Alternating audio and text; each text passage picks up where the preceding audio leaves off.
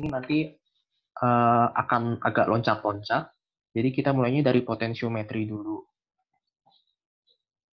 Nah, untuk potensiometri ini ada yang namanya sel volta. Di sini untuk 1, 2, 3, 4. Nah, 4 slide ini sebenarnya yang ingin ditekankan adalah gimana kita bisa mengerti sel volta ini bagaimana, lalu juga ada notasi selnya, dan nanti di slide selanjutnya ada tentang gimana kita menentukan potensial sel tersebut. Nah, mungkin ini sel volta kita juga udah sering belajar dari SMA kan ya. Nah, untuk penulisan notasi selnya, jadi ini mengikuti sebentar. Nah, ada garis yang kayak gini, garis 1, terus ada garis 2. Nah, bedanya apa? Kalau garis 1 itu dia untuk memisahkan yang fasanya berbeda. Jadi kayak contohnya ini solid sama ini aqueous kan. Nah, itu dipisahkan oleh garis 1. Sedangkan kalau garis 2 itu untuk menandakan salt bridge ini. Gitu. Nah, lalu ini konvensinya adalah kalau aku ingatnya kayak atap rumah gitu. Jadi nulisnya yang naik dulu. Naik itu artinya apa? Ada kenaikan bilangan oksidasi. Jadi yang di sini oksidasi dulu, lalu nanti di sini yang reduksi.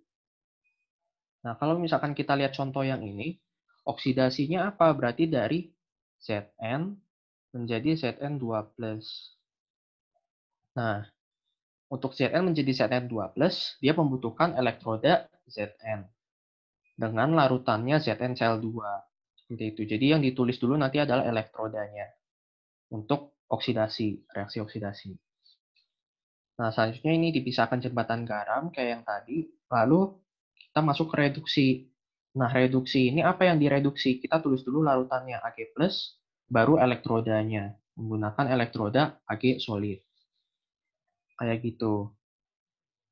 Nah, terus kita next ke selanjutnya. Nah, ini.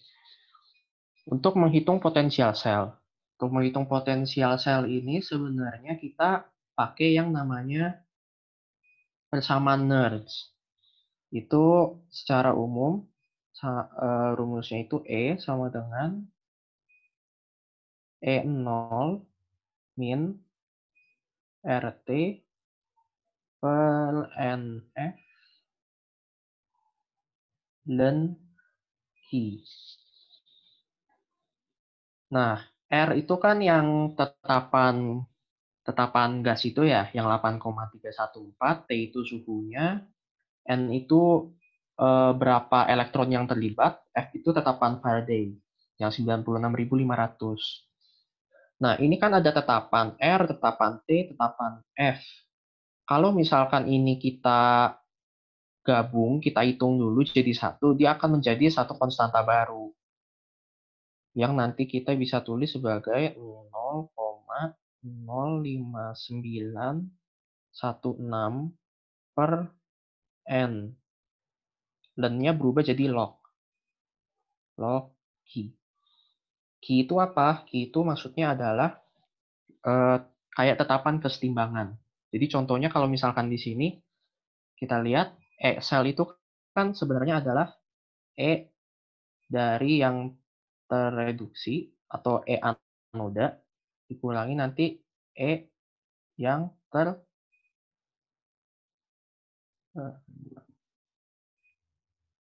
teroksidasi. Oh maaf tadi E yang terreduksi itu yang di katoda ya, salah maaf. Dikurangi E yang teroksidasi itu di anoda. Nah, reduksi itu yang di katoda kita lihat tadi sebenarnya adalah Ag plus tambah elektron menjadi Ag. Berarti tetapan kesetimbangannya Q-nya itu adalah 1/(N)/. konsentrasi Ag+.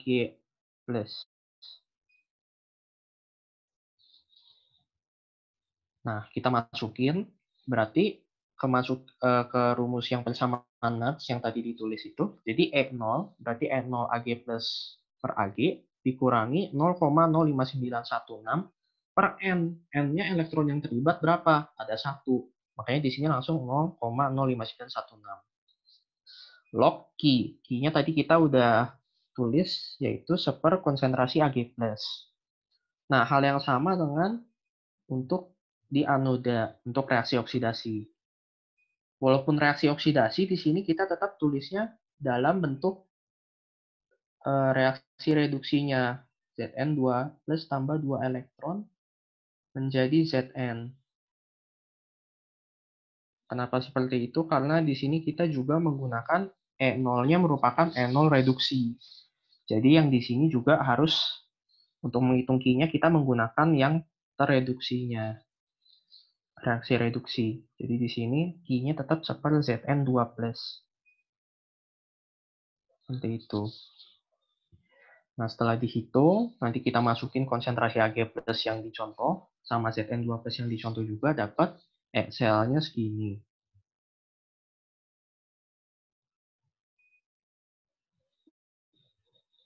Nah, terus ini adalah contoh lainnya, sel volta lainnya. Kalau misalkan kita pakai cara yang tadi untuk menuliskan notasi selnya, berarti di sini dari Ag, dia akan teroksidasi menjadi Ag+. Nah, Ag+, di sini ada HCl, Cl- berarti kan. Ag+ sama Cl- bereaksi menjadi mengendap gitu.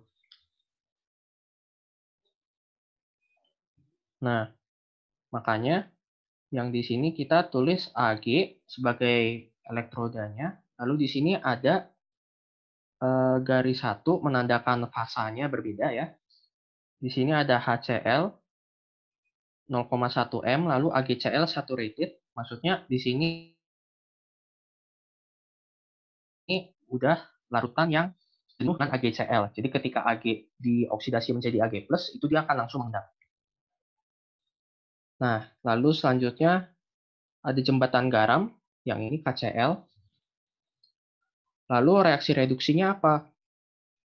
Di sini dari FeCl3, yaitu Fe3+, berarti di sini ya, menjadi Fe2+.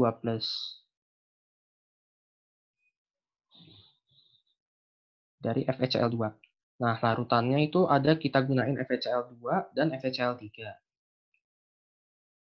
Nah, kalau misalkan kayak gini, aku belum bilang ya tadi, kalau misalkan fasanya sama, itu kita pisahinnya pakai tanda koma. Kalau fasanya beda, pakai yang tanda garis ini. Dengan elektroda PT tadi ya. Oke, kita lanjut. Ke slide berikutnya, ini sama kayak tadi. Kalau misalkan kita coba tulis lagi, berarti Fe3+ menjadi Fe2+. Ini tadi yang reaksi reduksinya kan ya. Berarti Q-nya sama dengan konsentrasi Fe2+. Aduh, jelek banget tulisanku. Semoga kebaca. Dibagi konsentrasi Fe3+. Kayak yang di soal. Nah, lalu untuk yang di sini reaksi di anodanya, yaitu AgCl ditambah elektron menjadi Ag+ dan Cl-. Nah, makanya di sini Q-nya itu adalah log Cl-. Masing-masing menggunakan 1 elektron, makanya langsung 0,05916. Kayak gitu. Nah, itu kan yang kita pelajarin di SMA tentang sel volta. Kalau misalkan itu kita kita pengen dibikin general, sebenarnya sel volta itu adalah sel potentiometri yang terdiri dari katoda reference di sini dan katoda indikator. Nah, katoda reference atau kalau bahasa Indonesianya elektroda pembanding, ya sesuai namanya kita untuk membandingkan. Jadi katoda bukan katoda elektroda, elektroda pembanding ini itu potensialnya itu sudah tetap, udah kita tahu gitu. Nah, sedangkan elektroda indikator atau elektroda kerja yang kita sebutnya dalam bahasa Indonesia itu justru yang pengen kita cari kayak gitu. Nah, sebelumnya ada ini dulu potensial antarmuka. Kalau misalkan kita lihat kayak di sel volta tadi ada jembatan garam kan. Jembatan garam ini ada yang membran kayak gini. Nah, ini sebenarnya isinya larutan garam, terus di sini ada larutan dan sebentar, aku sambil ngecas dulu lobet.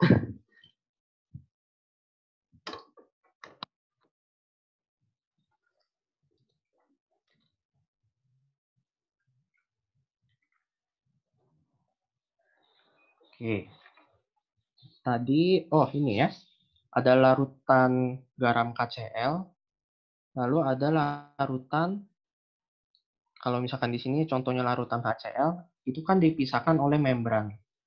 Nah, kalau kita lihat di sini, nanti ini membran itu kan ion-ionnya bisa lewat.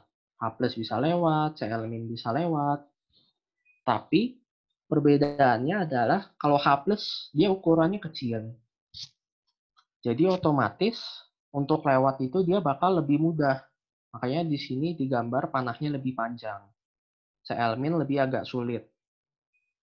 Nah, semakin lama berarti H+ di sini akan semakin banyak. Di sini Cl-nya agak tertinggal. Jadi, kalau di sini H+-nya banyak, di sini jadi sebelah kanan itu muatannya positif. Yang di sebelah kiri muatannya negatif. Nah, kan ada perbedaan tuh. Nah, ini yang menyebabkan adanya potensial antarmuka yang nanti kita sebutnya liquid junction. Biasanya itu nilainya konstan. Nah, kita agak balik lagi ke yang tadi, kita ingat ada elektroda reference dan elektroda indikator. Nah, ini elektroda hidrogen standar itu salah satu contoh elektroda reference, elektroda pembanding. Skemanya ini nggak perlu terlalu diapalin sebenarnya karena kayaknya nggak pernah ditanya juga pas ujian. Cuman untuk jadi kayak pengetahuan kita aja buat FYI. Yang penting adalah kita tahu dia reaksinya apa gitu. Nah, di sini reaksinya adalah untuk H2 masuk, terus nanti di sini H2 itu akan teroksidasi menjadi H+. Notasinya berarti, notasinya adalah ini, H2 menjadi H+. Dia teroksidasi kan, ingat yang tadi di sebelah kiri jembatan garam kayak atap rumah, berarti yang di sebelah kiri itu mengalami oksidasi. Emang umumnya itu elektroda pembanding ini umumnya mengalami reaksi oksidasi. Nah, elektroda pembanding selanjutnya ada juga elektroda Calomel jenuh. Ini yang mungkin paling sering kita pakai. Reaksinya bisa dilihat dari Hg ini nanti akan menjadi Hg2Cl2, teroksidasi juga sama. Kalau kita masukin ke persamaan yang awal, bisa kita dapat rumus seperti ini. Nah, elektroda pembanding selanjutnya ada juga elektroda Ag-AgCl. Jadi kayak tadi, dia dari Ag, lalu teroksidasi menjadi AgCl. Itu 3 jenis elektroda pembanding yang sering dipakai. Nah, selanjutnya tuh ada elektroda kerja. Elektroda kerja juga dibagi tiga jenis. Jenis yang pertama itu adalah logam yang dicelupkan ke larutan ionnya. Maksudnya gimana? Contoh kayak yang tadi. Nah, yang pertama ini ada Zn dicelupin ke larutan ZnCl2. Nah, itu kan sama-sama elektroda sama larutannya Zn. Nah, itu termasuk elektroda jenis pertama. Selanjutnya ada juga elektroda jenis kedua, seperti yang ini tadi, AgCl. Jadi dia elektroda sama larutannya, dia sebenarnya berbeda gitu. Tapi kalau misalkan ini terjadi reaksi, maka dia akan menghasilkan garam yang sukar larut. Kalau contoh ini berarti AgCl. Nah, elektroda jenis ketiga itu yang di sebelah kanan. Contohnya ini Fe2+, Fe3+, pakai elektroda PT. Jadi dia analitnya berbeda, maksudnya analit itu larutannya, Fe2+, Fe3+, dengan elektrodanya itu berbeda. Elektrodanya di sini kan PT. Jadi di sini fungsi si elektroda PT cuman untuk mengalirkan elektron. Seperti itu. Nah, ini tadi ya, elektroda jenis kedua. Kalau di sini contohnya pakai AgI. Yang di sini elektroda redox yang tadi, Fe3+, Fe2+, sama PT. Nah, tadi aku bilang kalau misalkan elektroda reference itu, dia sebenarnya umumnya adalah oksidasi. Tapi nggak menutup kemungkinan kalau misalkan elektroda reference ini juga bisa mengalami reduksi. Jadi dia dipakai di katoda, dia dipakai juga di anoda. Contohnya yang ini.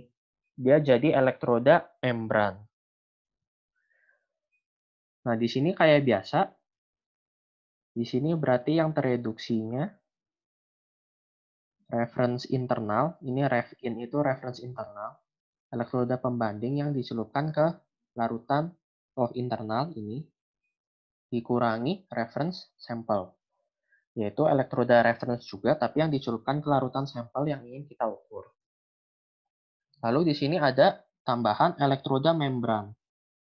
Elektroda membran itu yang ini, elektroda potensial membran. Potensial membran itu yang ini.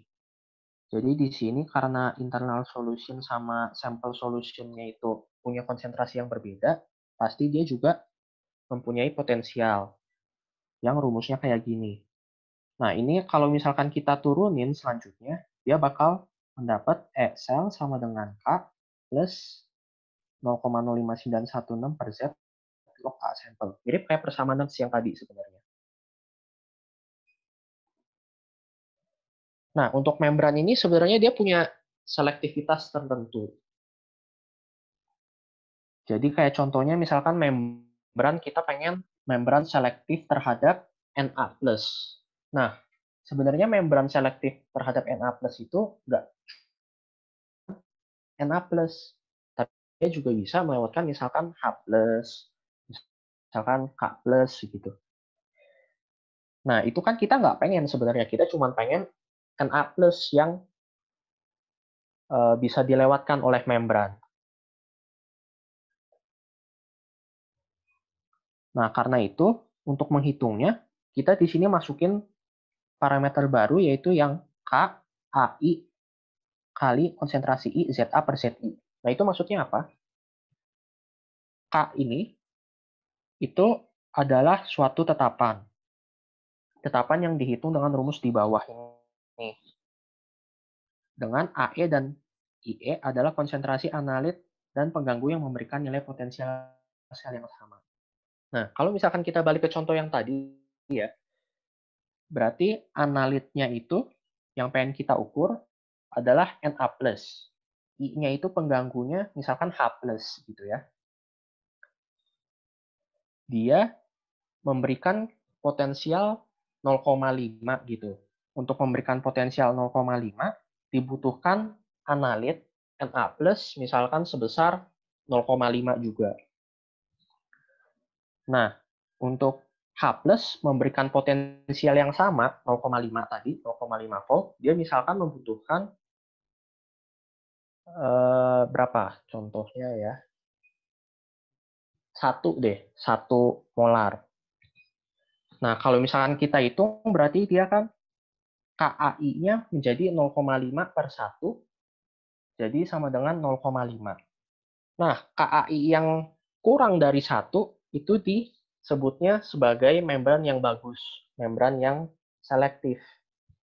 Kalau misalkan kita logika kayak tadi, memang untuk menghasilkan potensial yang sama, berarti konsentrasi analitnya yang dibutuhkan lebih kecil.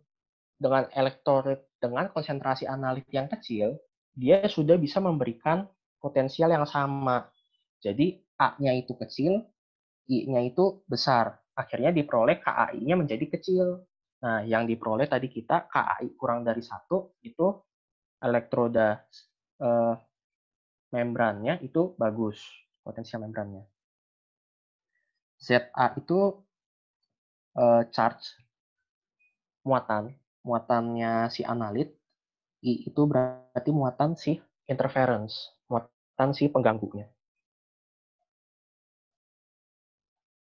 Nah, ini sebenarnya untuk menghitung tetapan selektivitas, kalau misalkan kita nggak dikasih tahu gitu, bisa kita plot dari eksperimen seperti ini.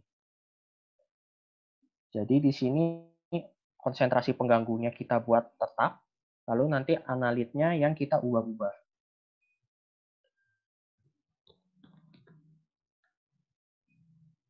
Nanti ini bakal dihasilin kayak 2 garis gitu. Nah, garis yang berpotongan ini, itu kita dapat konsentrasinya, kita bisa tahu. Nah, itu adalah AE-nya. IE-nya, I-nya itu tadi kita buat tetapkan ya. Makanya di sini menjadi I at. Itu bisa kita bagi.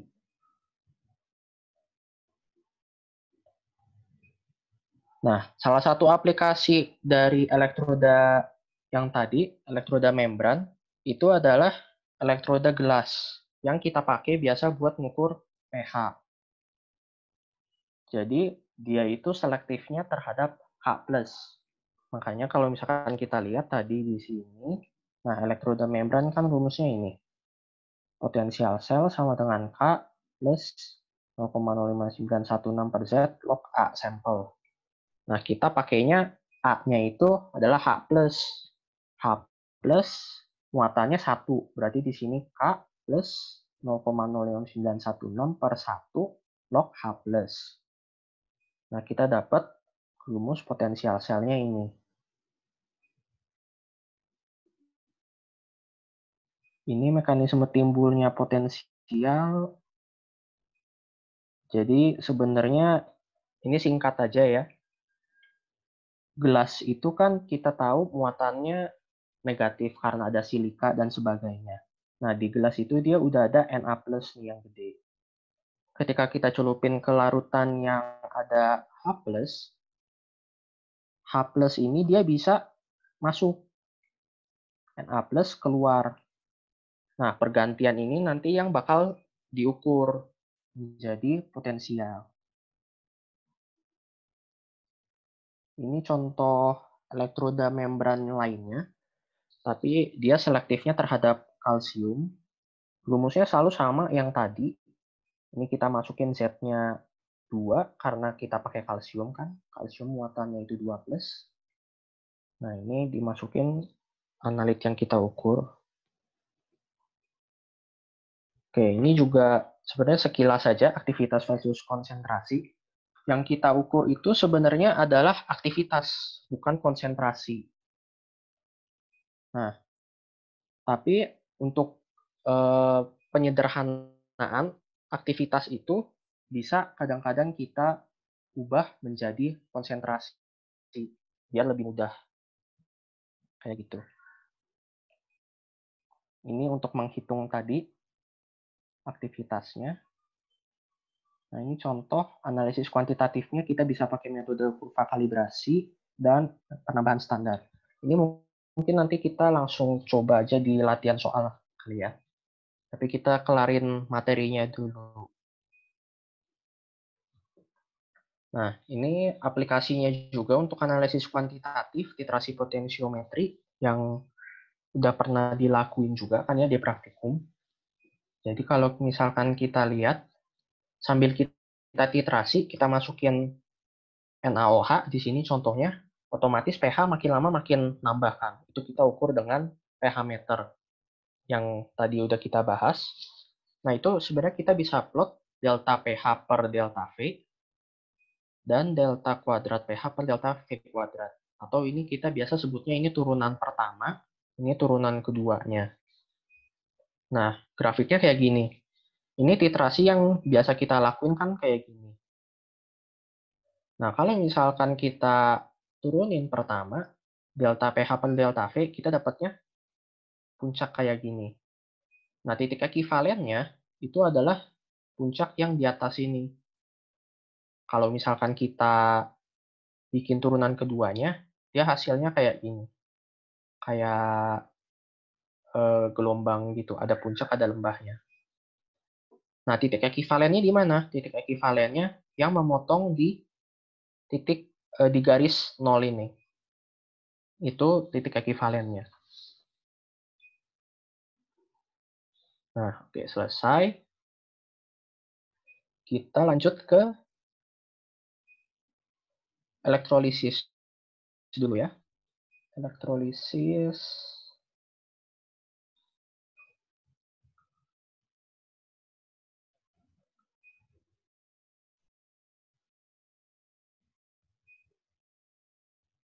Nah, ini. Ini elektrolisis. Nah, ini tadi kita udah bahas sel volta. Kalau sel volta, dia dari reaksi kimia berubah menjadi potensial, menjadi energi listrik. Nah, kalau misalkan sel elektrolisis, dia tuh kebalikannya. Dari energi listrik akan dipakai buat menjalankan reaksi kimia. Tapi pertanyaannya di sini adalah, bisa nggak kita pakai baterai 0,5 volt misalkan di sini? Kalau misalkan kita lihat, di sel volta biasa, itu udah menghasilkan tegangan 1,10 volt. Kalau kita pakai 0,5 volt, artinya kurang dong. Makanya elektron tetap ngalirnya kayak biasa, elektrolisis nggak terjadi. Nah, ketika kita pakai baterai 1,5 volt yang lebih tinggi dari potensial awal tadi 1,10 volt, baru aliran elektron berbalik. Di sini baru elektrolisis terjadi. Nah, untuk potensial elektrolisis sebenarnya kita menghitungnya adalah rumusnya sama kayak tadi, nggak berbeda juga dengan sel volta. Nah, ini sama untuk persamaan Nernst-nya ya. Ini contoh perhitungannya. Nah, yang perlu diperhatikan adalah ketika elektrolisis ini ada yang namanya potensial lebih pembentukan gas. Jadi ketika kita elektrolisis menghasilkan gas, contohnya di sini dia menghasilkan H2, terus menghasilkan O2 juga. Untuk menghasilkan gas itu diperlukan energi lebih. Makanya di sini potensialnya sama dengan potensial anoda dikurang potensial katoda plus omega katoda dan omega anoda. Nah, omega katoda dan omega anoda ini yang kita sebut tadi energi lebih untuk menghasilkan gas tersebut. Kalau misalkan kita balikin ke persamaan awal, ini sebenarnya bisa jadi energi potensial anoda ditambah potensial lebih di anoda. Jadi potensial anoda itu menjadi lebih positif, sedangkan potensial katodanya menjadi lebih negatif di sini. Itu yang perlu diingat. Nah, kita menghitung potensial-potensial itu sebenarnya adalah supaya kita bisa menentukan mana kira-kira reaksi yang akan terjadi. Contohnya, kita punya larutan. Ada Cu nitrat, ada Pb nitrat, ada asam nitrat. Kita elektrolisis. Nah, reaksi apa yang terjadi? Kita bisa tentuin lewat menghitung potensial kayak tadi. Nah, ini reaksi-reaksi yang mungkin di katoda bisa tereduksi Cu2+ menjadi Cu, Pb2+ jadi Pb, dan selanjutnya. Sedangkan di anoda udah pasti H2O menjadi oksigen. Nggak ada yang bisa teroksidasi lagi. Kita hitung nih potensialnya. Kalau Pb menjadi Pb2+ menjadi Pb, potensial reduksinya segini. Kalau Cu segini, kalau H+ segini, kalau H2O segini. Nah, tapi jangan lupa, kalau misalkan kita balik ke reaksi yang tadi, H+ direduksi, dia akan menghasilkan H2. Begitu juga dengan air. Kalau air kita reduksi, dia juga menghasilkan H2. Berarti yang tadi untuk membentuk gas ini kita butuhkan energi lebih. Nah, di katoda, kalau misalkan kita balik, dia harus dikurang. Berarti ini kita kurangi dengan, nah ini, kita kurangi dengan potensial lebihnya. Kalau di contoh soal ini potensialnya adalah 1. Nah, makanya dihasilin potensial yang seharusnya bukan 0,059, tapi harusnya minus 1,059. Yang H2O juga begitu. Lalu kalau misalkan kita ingat, untuk direduksi, semakin potensial reduksinya positif, itu artinya dia lebih mudah tereduksi. Dalam kasus ini berarti yang potensialnya paling tinggi itu Cu. Cu2+, berarti dialah yang akan tereduksi. Jadi di katoda reaksi yang terjadi itu adalah Cu2+, tereduksi menjadi Cu. Baru nanti kalau misalkan Cu2+-nya udah habis, baru Pb2+. Habis Pb2+, H+, dari H+, baru H2O.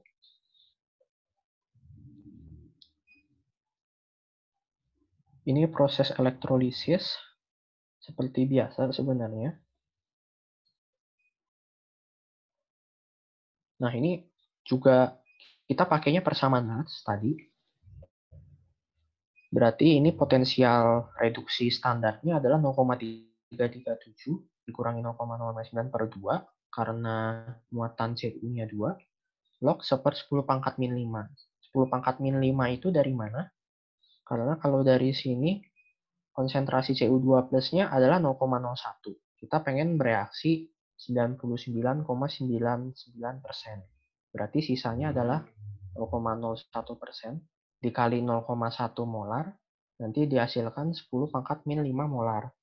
Itu konsentrasi Cu yang tersisa di larutan. Kalau kita masukin ke persamaan, akan dihasilkan potensial katoda segini. Jadi ini yang harus kita set supaya Cu2+ mengendap sebanyak 99,99%. Udah selesai. Nah, elektrolisis ini nanti bakal lebih jauhnya di kulometri dan voltametri. Kita bahas kulometri dulu. Kulometri. BTW sampai sini ada yang mau nanya dulu nggak? Mungkin kecepatan atau nggak jelas tadi.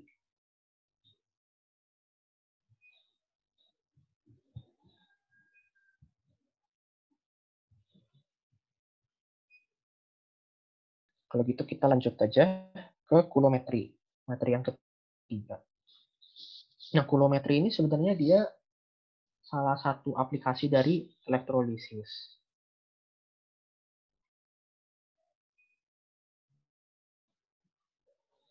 Nah, elektrolisis ini di kulometri bisa pakai dua metode, antara potensialnya tetap atau arusnya tetap. Kalau kita bikin potensialnya tetap, nanti dia arusnya bakal berubah seiring waktu. Kalau misalkan arusnya tetap, nanti dia potensialnya yang akan berubah. Jadi kita harus pilih salah satu, antara kita mau tetapin potensialnya atau kita mau tetapin arusnya.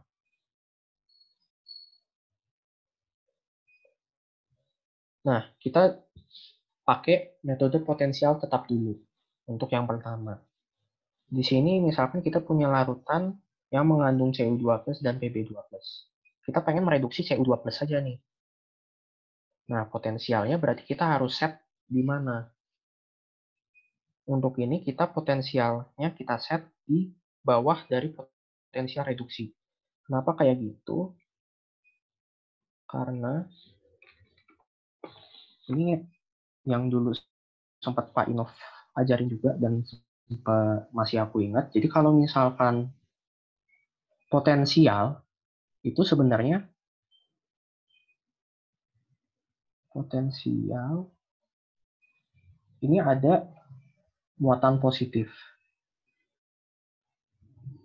di jaraknya tak hingga gitu. Ingin kita bawa ke satu titik yang muatannya juga positif. Nah, energi yang kita butuhkan untuk membawa muatan positif itu yang kita sebut dengan potensial. Jadi, kalau misalkan di sini ya, Cu2+ menjadi Cu. Dia potensialnya lebih tinggi kan ya, dari Pb2+. Jadi di sini aku gambar, ini misalkan Cu. Dengan pakai prinsip yang tadi, berarti untuk membawa muatan positif gitu ke Cu, anggapannya, itu butuh energi yang lebih gede. Kenapa lebih gede? Karena di sini Cu itu positifnya banyak, lebih banyak dari Pb. Atau kebalikannya berarti elektronnya lebih sedikit. Jadi kalau misalkan aku gambar di sini, ini misalkan Cu muatan negatifnya cuma segini. Sedangkan Pb muatan negatifnya tuh bisa sampai di sini gitu. Ini Pb. Nah, tadi kita pengen mereduksi Cu. Mereduksi artinya dia menerima elektron. Menerima elektron dari mana? Dari yang harus berarti di sini potensialnya lebih jumlah elektronnya lebih tinggi biar elektronnya bisa masuk ke Cu. Nah, kalau misalkan elektronnya lebih banyak dari si Cu, artinya untuk sedikit. Negatif sama positif kan tarik-menarik kan. Makanya butuh energi yang lebih sedikit. Berarti potensialnya adalah lebih rendah. Jadi kita harus set lebih rendah di sini. Bukan lebih tinggi. Kalau lebih tinggi, Cu-nya tidak akan tereduksi.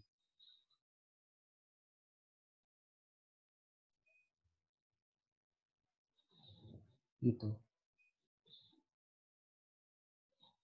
Nah, ini tadi ya untuk memilih potensial. Nah, potensial tetap tadi kita bilang. Makanya dia arusnya akan berubah-ubah seiring waktu. Nah, perubahan arusnya itu kalau digambar dalam grafik seperti ini. Persamaannya ini. I sama dengan I0 kali E pangkat min KT. Nah, yang menjadi faktor penentu di sini adalah K. K itu suatu tetapan juga. Tapi tetapan ini bisa berbeda-beda. Tergantung dari kondisi yang kita pakai. Nah, di sini K itu akan semakin besar jika elektroda kerjanya besar. Maksudnya gimana? Kalau misalkan elektroda kerjanya besar, otomatis elektron yang dialirkan juga bisa lebih banyak. Berarti seiring waktu, pengurangan arus itu dia akan menjadi semakin cepat berkurangnya. Makanya di sini nilai K-nya semakin besar. Dia berbanding lurus dengan luas elektroda kerja. Laju pengadukan juga kayak gitu. Kalau misalkan kita aduk, berarti reaksinya semakin cepat kan. Berarti reaksi reduksi itu untuk menerima elektron juga semakin cepat. Berarti arus akan berkurang semakin cepat dan nilai K semakin besar. Kebalikannya, nilai K itu akan semakin kecil dengan volume larutan.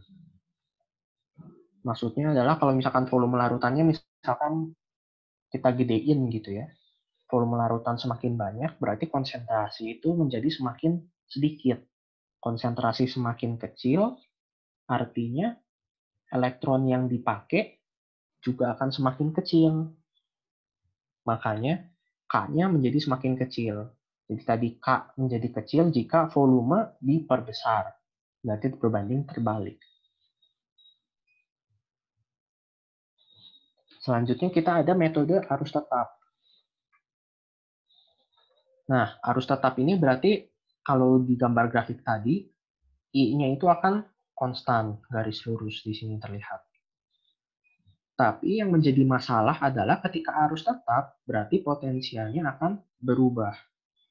Nah, contohnya di sini. Kalau misalkan kita pengen analisis Fe2+. Fe2+-nya kita pengen oksidasi menjadi Fe3+. Seiring waktu, berarti Fe3+ akan semakin banyak. Kalau misalkan kita masukin ke persamaan arus tadi, berarti Fe3+ akan menjadi semakin besar. Berarti di sini nanti akan menjadi semakin log-nya semakin kecil. Ini pengurangannya juga jadi semakin kecil. Maaf, ketekan. Lalu jadi potensialnya pengurangannya semakin kecil berarti semakin positif dong ya. Jadi seiring waktu potensialnya itu akan semakin bertambah di sini, semakin naik. Nah, ini bakal naik-naik terus sampai suatu saat ketika dia menyentuh di sini, di titik ini kursor aku kelihatan kan ya? Oke. Nah, di titik ini air itu berarti dia akan teroksidasi juga. Makanya di sini menjadi masalah. Gimana cara nanganinnya? Kita bisa tambahin mediator. Mediatornya di sini contohnya Ce3+. Jadi fungsinya mediator itu kayak gini. Tadi Fe2+ ingin kita oksidasi, tapi masalahnya potensial akan naik terus. Nah, ketika dia naik, dia akan ketemu potensial reduksi Ce3+ di sini. Ketika dia ketemu, otomatis Ce3+ akan teroksidasi menjadi Ce4+. Jadi sekarang di larutan itu kita punya Ce4+, lalu kita punya Fe2+ juga yang belum habis. Nah, Ce4+ ini potensial reduksinya tuh lebih tinggi. Kalau potensial reduksi lebih tinggi, artinya dia akan tereduksi ketika ada sesuatu di bawahnya yang bisa teroksidasi. Yang bisa teroksidasi di bawahnya ini Fe2+. Nah, jadi di larutan itu ketika Ce3+ teroksidasi menjadi Ce4+, Ce4+ ini dia akan langsung tereduksi kembali menjadi Ce3+ dengan mengoksidasi Fe2+ menjadi Fe3+. Hasil akhirnya apa? Tetap aja ujung-ujungnya Fe2+ teroksidasi menjadi Fe3+. Nah, makanya di sini arus yang kita gunakan akan tetap efisien terus untuk mengoksidasi Fe2+.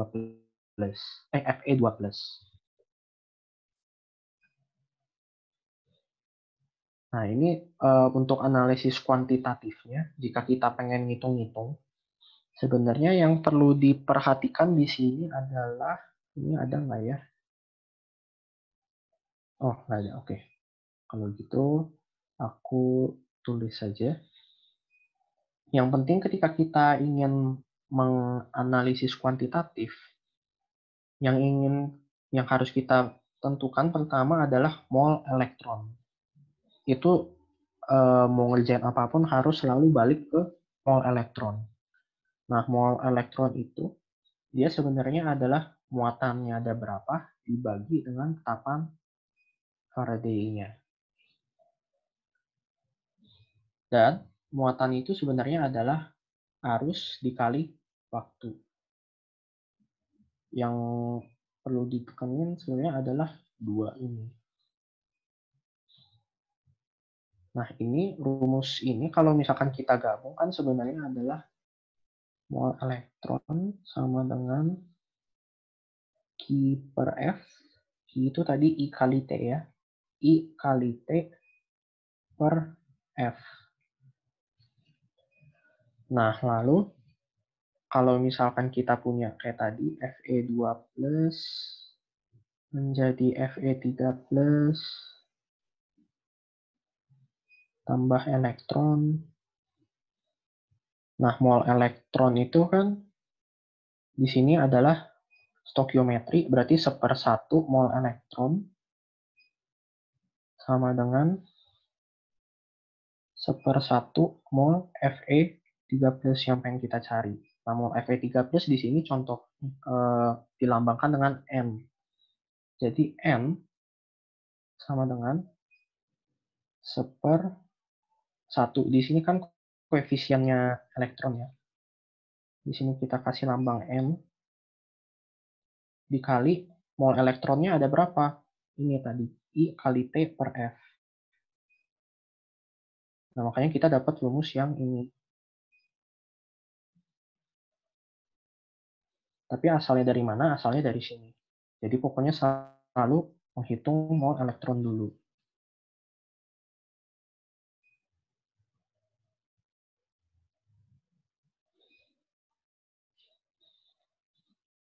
Nah, ini analisis kuantitatif, karakterisasi juga salah satu contohnya.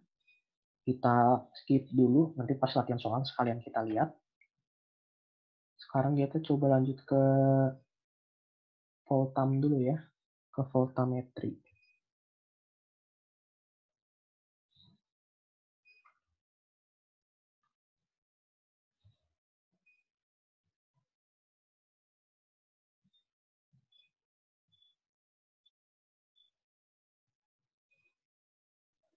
Belum di... Bentar.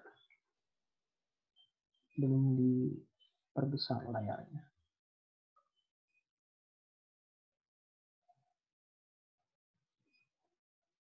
Nah, ini. Oke. Voltam itu sebenarnya juga prinsipnya dari elektrolisis. Tapi bedanya adalah kalau misalkan kulometri tadi, kita set salah satu biar konstan. Entah itu potensialnya atau entah itu arusnya. Nah, kalau misalkan di voltametri itu, kita nggak ada yang kita set konstan. Pokoknya arus berubah, voltasenya juga berubah. Dua-duanya akan berubah seiring waktu. Ini alat-alatnya. Nah, di sini kalau misalkan elektroda kerjanya itu mengalami reduksi, dia adalah arus katodik. Kalau misalkan elektroda kerjanya mengalami oksidasi, dia adalah arus anodik. Itu yang perlu diingat aja di sini. Kita ke ini dulu kali ya. Nah, jadi kita pendekatannya dari misalkan pakai potensialnya dulu. Yang tadi ini. Potensialnya sama kayak kulometri. Yang tadi. Nah, kalau potensialnya oke ada. Terus masalahnya arusnya itu muncul dari mana? Nah, arusnya itu muncul dari difusi analit ini. Difusi analit itu gimana maksudnya? Contohnya di sini FeCm63-, berarti di sini Fe3+ ya, berubah menjadi Fe2+, yang ini FeCm64 ini. Nah, seiring waktu dia akan di sini, nah ini gambarnya lebih bagus. Misalkan yang hijau ini dia adalah Fe3+. Yang merah adalah Fe2+. Nah, dia kan bakal ada yang tereduksi dari Fe3+ menjadi Fe2+. Dari hijau berubah jadi merah. Di permukaan elektroda. Yang ini, yang min. Tapi, di tubuh larutan, di larutan sisanya yang nggak di dekat elektroda itu, dia masih semuanya Fe3+. Ada perbedaan konsentrasi kan. Makanya nanti dia akan berdifusi. Karena di sini Fe3+-nya lebih kecil, berarti dari tubuh larutan dia akan ke permukaan elektroda. Sedangkan Fe2+ yang di permukaan elektroda, dia akan ke tubuh larutan. Karena tubuh larutan Fe2+-nya bahkan nggak ada pas awal reaksi. Nah, perpindahan-perpindahan itu nanti ada yang namanya lapis difusi. Oh, ada di sini. Nah, lapis difusi itu yang akan menimbulkan arus dengan rumusnya ini. NFAD CTR min CPE per delta. N kayak biasa, jumlah elektron yang terlibat, F-nya 96500, A-nya itu luas elektroda yang dipakai, D itu koefisien difusi, tetapan, CTL itu permukaan di tubuh larutan, CPE konsentrasi di permukaan elektroda, dan deltanya itu lebar lapis difusi. Nah, kan kita lihat sebenarnya I itu dipengaruhi oleh lapis difusi kan. Tapi lapis difusi itu semakin lama dia bakal berubah, bakal makin lebar. Berarti I-nya juga akan makin kecil dong kalau lihat dari rumus ini. Karena lapis difusinya lebar, ini jadi kecil I-nya. Nah, I-nya itu berubah-ubah jadinya. Kayak gitu. Jadi seiring potensial berubah, nanti I-nya juga akan berubah. Tapi di sini ada juga migrasi dan konveksi. Untuk lapis difusi itu kita tetapin, kadang lapis difusi itu harus menjadi tetap gitu, nggak boleh kita rubah-rubah. Nah, itu bisa diatur dengan pengadukan dan kawan-kawannya. Di sini yang disebut migrasi konveksi. Kayak gitu. Itu beberapa contoh kasus khusus saja. Nah, ini tadi, misalkan kalau konveksi itu kan kita cegah dengan pengadukan. Di sini kita aduk. Nah, nanti lapis difusinya itu akan tetap jadinya. Ini apa nih? Oh, ini contoh ininya ya. Oke. Nah, ini kita misalkan awal kita set potensialnya segini, yang titik hijau. Nah, konsentrasinya segitu, potensialnya misalkan digambar di sini. Lalu seiring waktu potensialnya kita ubahkan. Potensialnya makin mendekati. Nah, sampai suatu saat ketika potensialnya sama dengan potensial reduksi Pb2+ menjadi Pb, yang ditandai titik merah, mulai muncul lapis difusi. Berarti arusnya mulai muncul nih, makanya kelihatan naik. Makin diturunin lagi potensialnya, berarti dia makin reduksinya makin cepat, makin hebat gitu. Makanya di sini arusnya bakal makin naik, dia bakal makin naik terus, semakin diturunin potensialnya, sampai suatu saat dia bakal konstan. Nah, dapat yang grafik kayak gini. Dia mempunyai arus limit. Arus limit sama dengan K kali CTL. Konsentrasi di tubuh larutan. K-nya itu tetapan, tapi ada juga grafik yang kayak gini. Grafiknya itu nanti bakal beda-beda, tapi intinya dia akan ada arus maksimumnya. Dan rumusnya selalu sama. I sama dengan K kali C. Selalu rumusnya itu. Ini contoh-contoh metode yang bisa dipakai, tapi di skip aja. Nah, ini mungkin metode yang agak penting, yaitu anodic stripping voltammetry. Nah, di sini kita pakai elektrodanya itu elektroda tetes raksa. Raksa itu dia punya kemampuan khusus, jadi dia bisa melarutkan logam.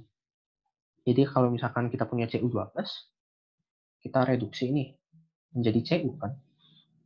Nah, Cu-nya itu bisa dilarutin pakai Hg. Bisa melarut di Hg yang ngebentuk amalgam kayak gini. Makin lama Cu-nya bakal makin banyak yang terlarut di Hg. Konsentrasinya berarti makin gede kan ya tuh.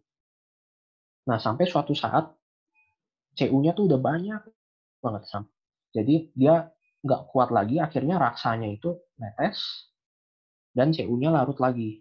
Nah, makanya di sini contohnya kayak gini, gambar grafiknya. Jadi di sini Cu2 plusnya masih ada, sambil direduksi, reduksi, makin banyak, sampai suatu saat di titik ini,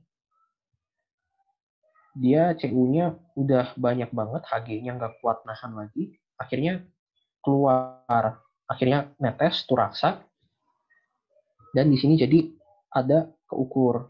Makanya di sini puncaknya langsung tinggi.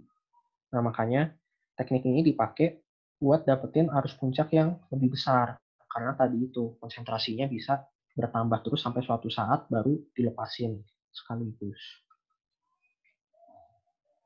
Analisis kuantitatifnya sama, pakai kurva kalibrasi penambahan standar juga. Nanti kita lihat contoh soal. Bisa juga dipakai buat multi komponen. Nanti di soal harusnya ada, bahkan sering. Nah, ini pengaruh oksigen terlarut untuk FYI aja sebenarnya. Jadi oksigen tuh bisa mengganggu, tapi untuk menghilangkannya bisa kita alirkan gas nitrogen atau argon biasanya. Argon yang lebih efektif. Nah, terakhir kita ke ini dulu ya, ke konduktometri, baru nanti kita bahas soalnya.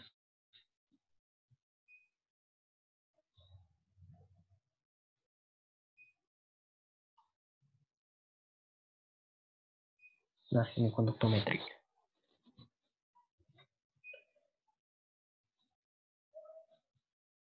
Oke. Konduktometri itu sebenarnya dia adalah hantaran, mengukur hantaran listrik. Hantaran itu kebalikan dari hambatan. Kalau hambatan kita kan dulu belajar listrik di SMA, itu rumusnya ini. R sama dengan ρ kali L per A. Berarti hantaran itu kebalikannya tadi. Kan? G itu sama dengan 1 per R, atau berarti sambil aku tulis di sini. G sama dengan 1 per R. Berarti sama dengan 1 per ρ dikali A per L. Ini kalau misalkan kita balikkan ya. Nah, ρ itu hambatan jenis. Kalau kita balik seper ρ, dia berarti menjadi hantaran jenis. Yang kita di sini simbolnya adalah kappa. L per A sendiri itu adalah tetapan sel. Jadi kalau A per L itu sebenarnya adalah 1 per K, tetapan selnya. Jadi G itu bisa sama dengan kappa per K. Nah, yang penting itu berarti di sini adalah kita ngingetin ini. Ρ sama dengan R sama dengan ρ kali L per A. Lalu G sama dengan 1 per R sama ini. K sama dengan L per A. Selebihnya ini rumus-rumus ini bisa di otak atik dengan cara yang pakai 3 rumus ini. Contohnya G sama dengan kappa per K. Kan tadi kita dapat nih. Asalnya dari sini. Kalau kita gabung-gabungin.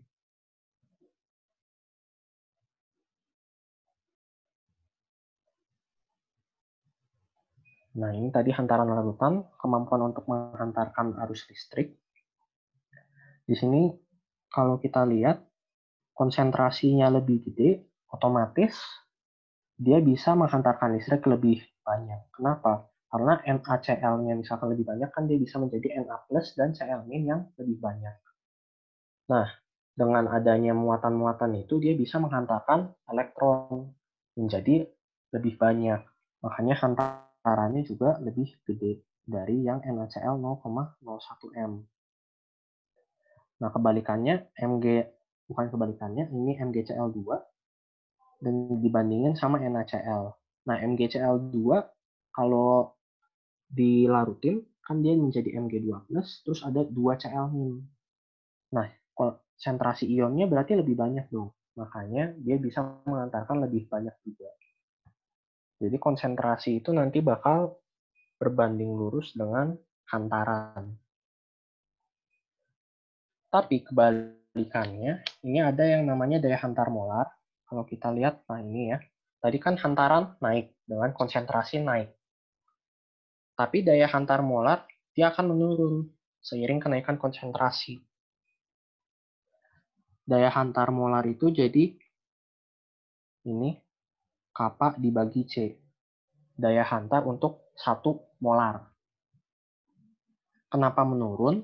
Karena kalau kita lihat konsentrasi makin banyak, otomatis di dalam larutan ion-ionnya juga makin banyak nih di sini. Nah, dia kan pengen gerak-gerak nih. Kalau pengen gerak-gerak, berarti makin susah dong karena dempet-dempetan.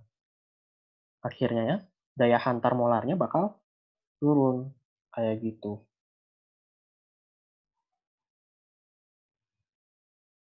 Nah, lanjut kita ada melihat lebih lanjut ke daya hantar molarnya. Untuk daya hantar molar sendiri ini, dia sebenarnya nggak selalu konstan sepanjang konsentrasinya sama. Yang udah kita lihat tadi kan ya. Kalau misalkan konsentrasinya makin gede, berarti daya hantar molarnya otomatis dia bakal turun.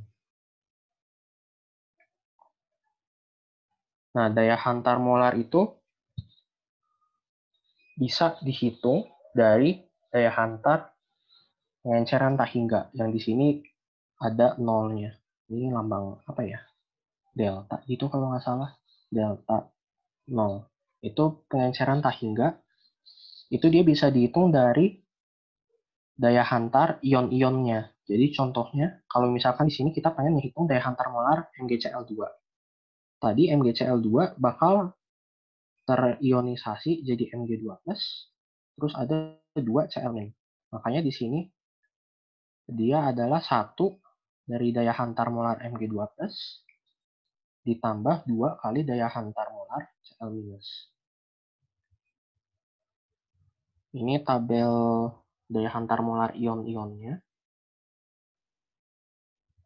Nah, tapi gimana dengan elektrolit lemah? Kalau misalkan kita lihat di sini, elektrolit kuat oke, masih lurus gitu kan ya, garis lurus. Kalau elektrolit lemah, dia garisnya nih kayak eksponensial gitu, nggak lurus. Jadi gimana kalau misalkan kita mau ngitung? Nah, ngitungnya kita dapat dari elektrolit kuatnya. Contoh misalkan di sini CH3COOH. Dia kan asam lemah. Terionisasinya nggak sempurna berarti. Elektrolitnya menjadi elektrolit lemah. Dia itu kita sebenarnya pengen dari hantaran molar H+, lalu hantaran molar CH3COO-. Tapi kalau di elektrolit lemah, ini nggak bisa langsung kita masukin. Akhirnya kita ubah dulu. Di sini kita tambahin hantaran molar Cl-, kita tambahin hantaran molar Na+ juga. Nah, kalau kita balik ke atas, di sini H+ sama Cl- jadi HCl, udah elektrolit kuat. CH3COO- sama Na+ digabung, jadi natrium asetat juga, udah elektrolit kuat. Na+ sama Cl- gabung jadi NaCl. Nah, yang kita hitung adalah ini, dari elektrolit kuatnya. Nggak bisa langsung kayak elektrolit kuat yang sebelumnya langsung dari daya hantar molar ion-ionnya. Itu nggak boleh untuk elektrolit lemah. Nah, derajat disosiasi itu adalah ini tadi daya hantar pada konsentrasi tertentu dibanding dengan daya hantar pada konsentrasi yang sangat encer tadi. Enceran tak hingga. Aplikasinya bisa buat titrasi konduktometri yang udah kita pernah coba juga di praktikum. Kalau nggak salah ada itu. Nah, ini yang bakal dibahas lebih lanjut. Kalau misalkan kita punya HCl, Next. Oh, ini ya. Kita punya HCl, lalu pengen kita titrasi dengan NaOH. Pas awal berarti dia semuanya adalah H+ dan Cl-. Daya hantarnya itu dari sana. Nah, ketika kita masukin NaOH, dia bakal netralin dong. Menjadi H+ sama OH- jadi H2O.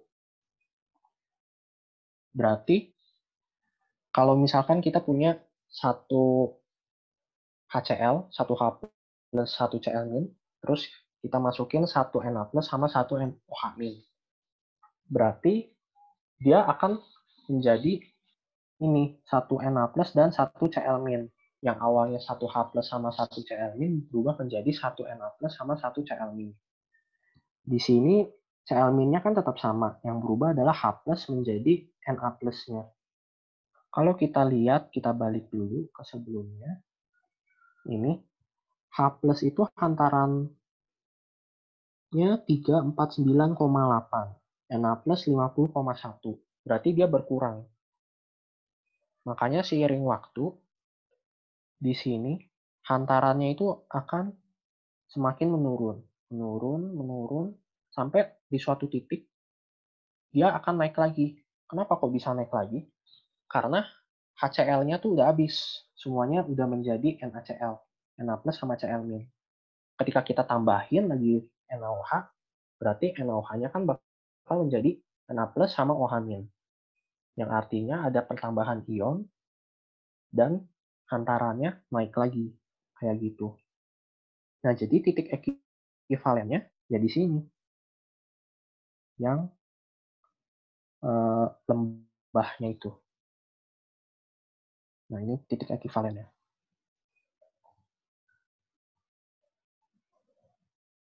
Ini contoh lainnya.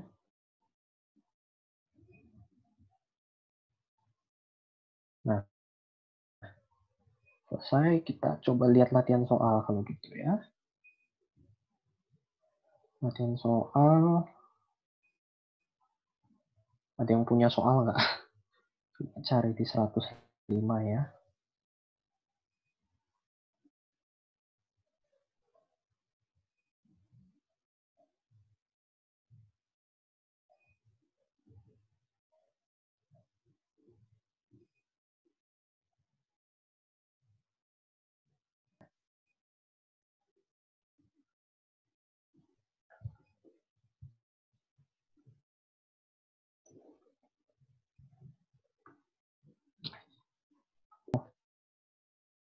Ya, kalau itu berarti dikali 2 juga. Kenapa? Karena contohnya gimana ya? Contohnya ada A tambah B deh, yang simple aja gitu. Yang nggak pakai contoh aslinya. A tambah B menghasilkan 2 NaCl. Berarti 1 mol A, nanti dia bakal menghasilkan 2 mol NaCl. Kan 2 mol tuh. Makanya itu juga harus hantaran molarnya dikali 2. Kayak gitu simpelnya. Nangkep kah?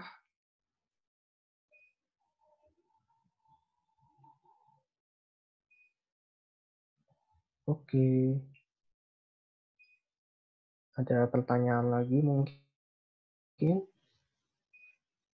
Bentar ya, soalnya belum ketemu.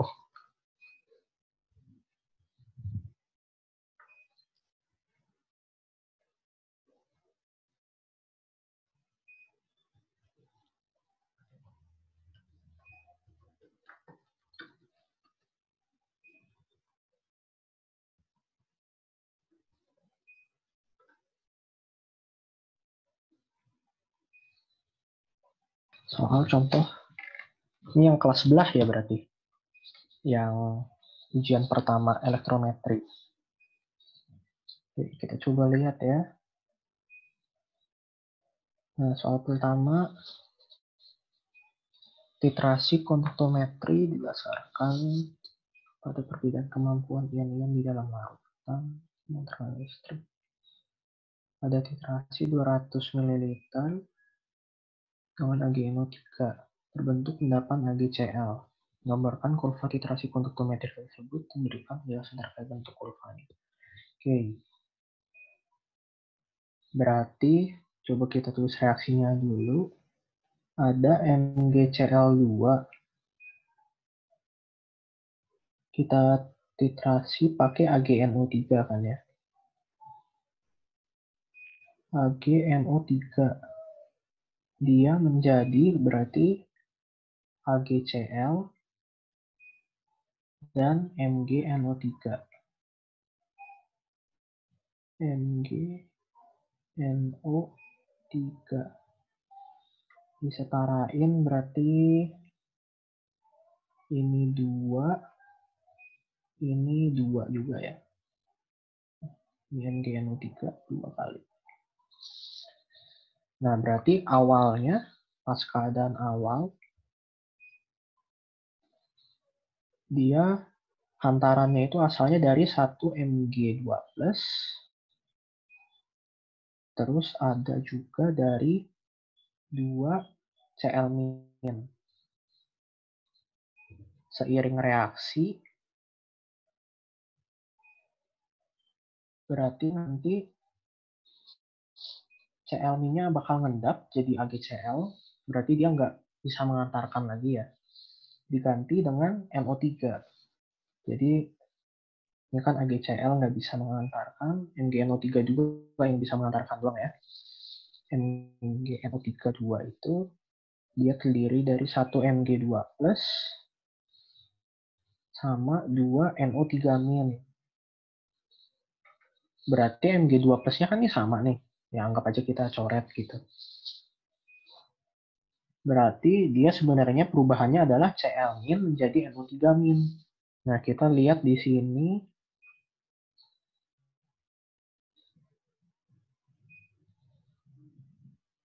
datanya mana ini? Nah, ini ya. Cl- itu 76,4. Kalau misalkan NO3 71,5. Berarti dia jadi lebih kecil. Nah, kalau kita balik, mau kita gambarin. Ini grafiknya.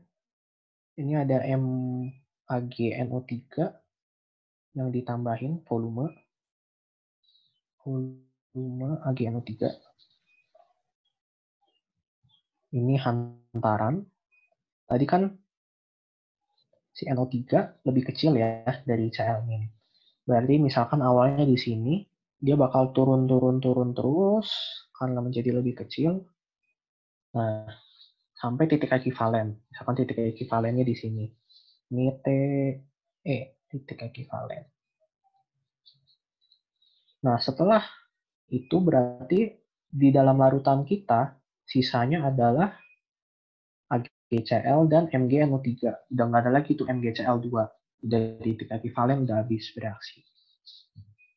Pas kita tambahin lagi AgNO3, dia bakal terdisosiasi jadi Ag+ sama NO3-. Akhirnya ada hantaran tambahan. Jadi dia bakal naik lagi. Jadi grafiknya seperti ini kurvanya. Huruf V. Itu yang 1A. 1B, hitung nilai hantaran larutan pada titik ekivalen jika diketahui nilai tetapan sel hantaran adalah. Oh, oke. Kita hapus dulu yang ini.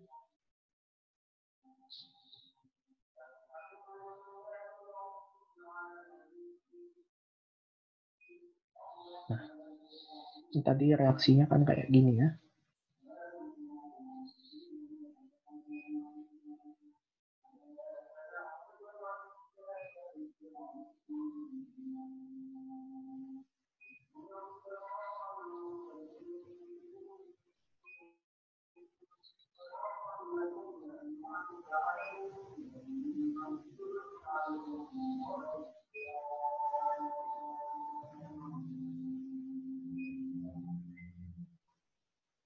Nah, ini ada 200 ml MgCl2 0,01 molar. Berarti itu berapa mol tuh? Coba kita lihat.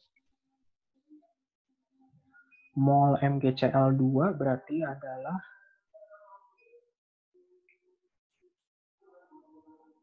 200 kali 0,001 itu,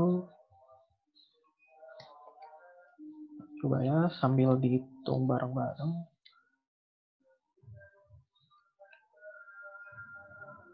0,2 ya, 0,02 milimol.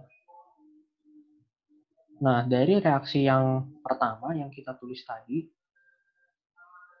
untuk 1 MgCl2 dibutuhin 2 AgNO3. Berarti kalau misalkan ada 0,2 milimol MgCl2, maka AgNO3 yang dibutuhin tuh nanti ada 0,4 ya, dikali 2 kan. 0,4 milimolar. 0,4 milimolar itu volumenya berapa? Berarti di sini konsentrasinya 0,01. Jadinya 0,4 dibagi 0,01. Itu berapa tuh? 0,04 dibagi 0,01. 4 ya. 4 ml. Dibutuhin 4 ml. Berarti volume totalnya nanti pas titik ekivalen adalah 204 ml. Ini kita simpan dulu. 4 ml. Kenapa kita harus ngitung volume baru? Karena hantaran itu dipengaruhin sama konsentrasi. Nah, ini kan volumenya berubah, konsentrasinya juga berubah. Nah, hantarannya nanti bakal berubah. Oke, sekarang kita ngitung hantarannya dulu. Kalau misalkan pengenceran tak hingga dari MgNO3, MgNO32,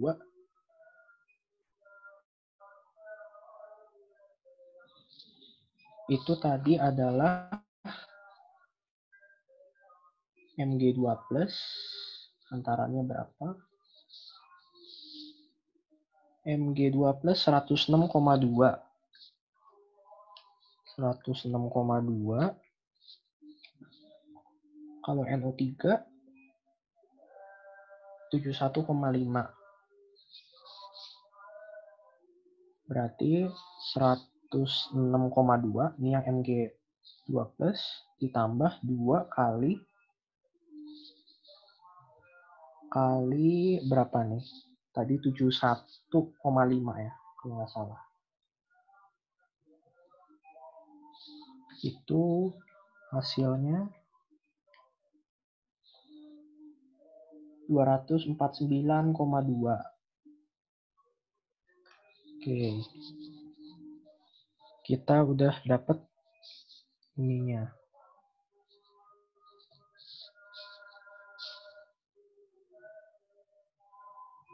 (249,2). Kita hapus dulu. Kita catat lagi.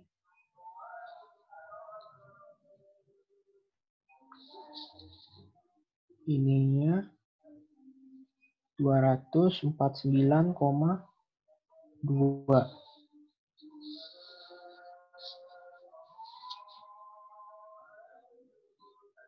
Nah, lanjut. Kalau misalkan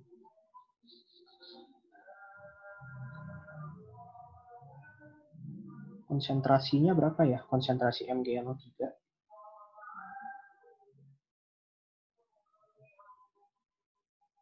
Coba kita cari.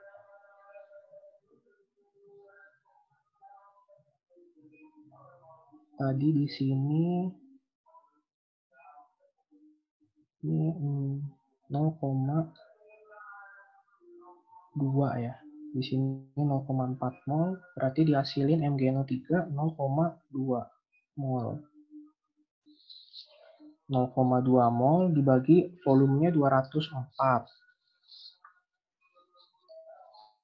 Berarti konsentrasi MgNO3-nya adalah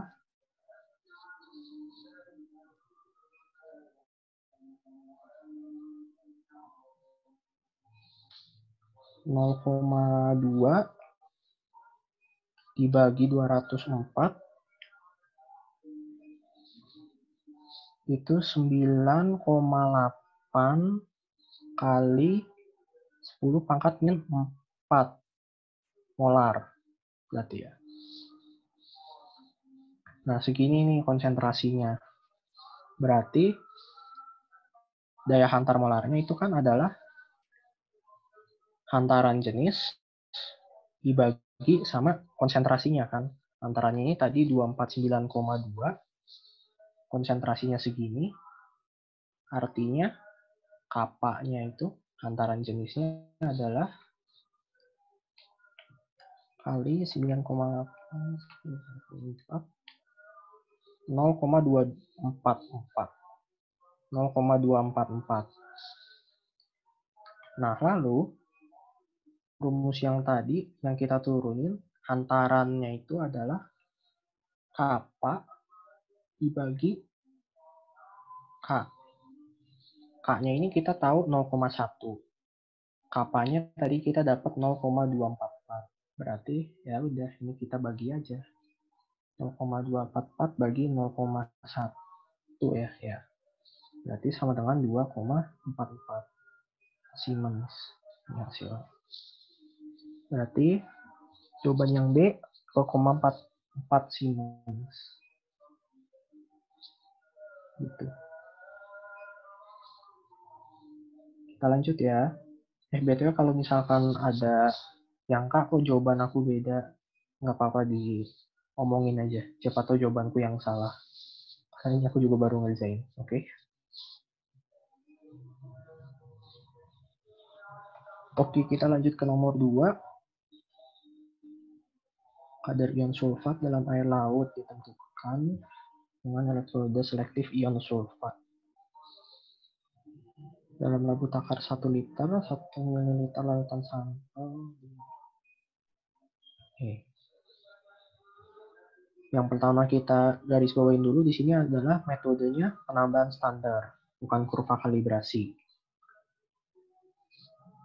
Terus 1 ml lautan sampel diencerkan, lautan ini memberikan potensial 120 dengan elektroda pembanding.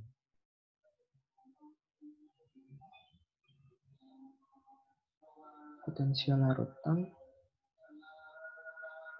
yang terakhir adalah ini. Nah, berarti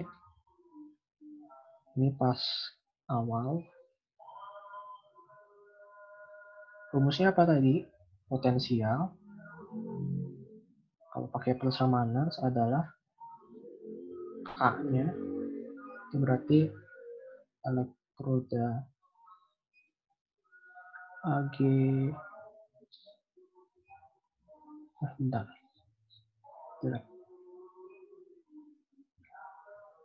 Nah, ini. K plus 0,05916 per Z. Z-nya itu sulfat di sini ya. Sulfat kan ya? Ya, sulfat. Sulfat itu muatannya 2. Log konsentrasi sulfat. Konsentrasi sulfat pas di awal. Oh, kita nggak tahu karena ini sampel. Anggap aja ini konsentrasi awalnya adalah X gitu ya. Ini pas awal. Nah, di sini E-nya itu adalah berapa ini potensialnya? 120. Berarti 120 sama dengan K ditambah 0,05916 per 2 log X. Di sini ada dua variabel kan, K yang kita nggak tahu nih, terus ada X. Dua variabel berarti untuk dapat nilainya kita butuh dua persamaan juga. Nah, persamaan selanjutnya adalah dari mana? Ketika kita udah ditambahin standar. rumusnya sama, tapi di sini potensialnya berubah menjadi 101. Di sini K tambah 0,05916 per 2 log konsentrasi sulfat. Nah, konsentrasi sulfatnya di sini udah dari sampel 1 dari X ditambah dari standar. Nah, itu kita berarti mesti cari lagi konsentrasinya. Di sini aku tulis, misalkan dari yang sampel nih. Kalau sampel molnya itu ada sebanyak 1 liter. Volume totalnya itu berarti 1001 liter ya. Berarti kan M sama dengan N per V. Volume 1001 ini X. Berarti 1001 X ya. Ini mol sampel.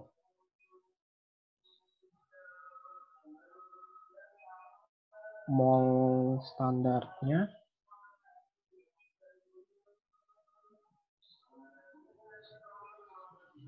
M-nya itu berapa molaritas standarnya? Ini 0,1 M ya. Terus ada 1 ml larutan standar sulfat. Berarti molnya itu 1 ml kali 0,1 juga ya. 0,1 milimol. Nah, berarti ini konsentrasinya berubah menjadi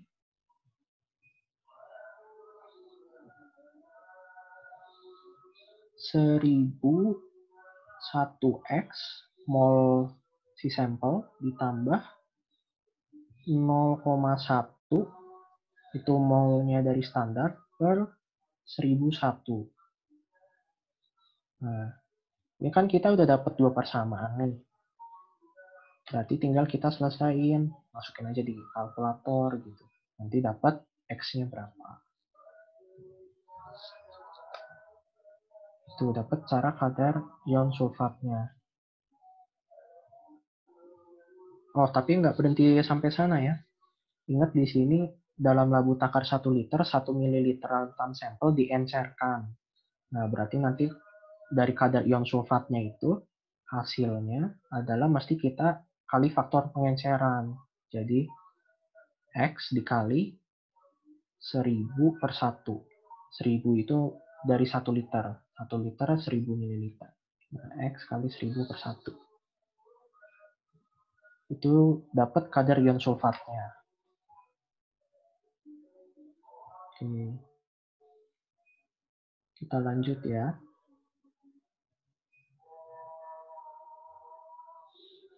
Ke nomor 3. Pemisahan ion-ion halida dapat dilakukan melalui oksidasi. X- tambah. Ini kayaknya maksudnya X- tambah AgX kali ya, bukan AgCl. Jika di dalam larutan sampel terdapat ion Br- dan I- dengan konsentrasi berturut-turut 0,1 molar. Hitung potensial ketika masing-masing ion mulai mengendap. Ion manakah yang akan mengendap pertama kali di anoda perak? Ada datanya nggak ya? AgBr sama AgI. Oh, ini ada datanya. Nah, sekarang kalau kita lihat potensial reduksinya AgBr itu 0,073. Lebih positif dari potensial reduksinya AgI. Di sini reduksi atau ini? Oh, ini oksidasi ya? Ya kan ya, oksidasi. Ya, X- tambah AgI. Ya, di sini kan berarti nih, dilakukan melalui oksidasi. Yang lebih mudah teroksidasi berarti yang E0-nya lebih kecil. Di sini AgI. Berarti yang akan teroksidasi duluan adalah AgI. Itu ya, jawaban yang A. Pertanyaannya kan, ion manakah yang akan mengendap? Nah, oke. Yang B, berapa persen ion yang pertama kali mengendap tersisa saat ion kedua mulai mengendap? Ion kedua berarti Br-. Mengendapnya itu ketika potensial reduksinya segini. Ketika potensial reduksinya 0,073 volt. Berapa persen ion yang mengendap? Nah, kita hitung.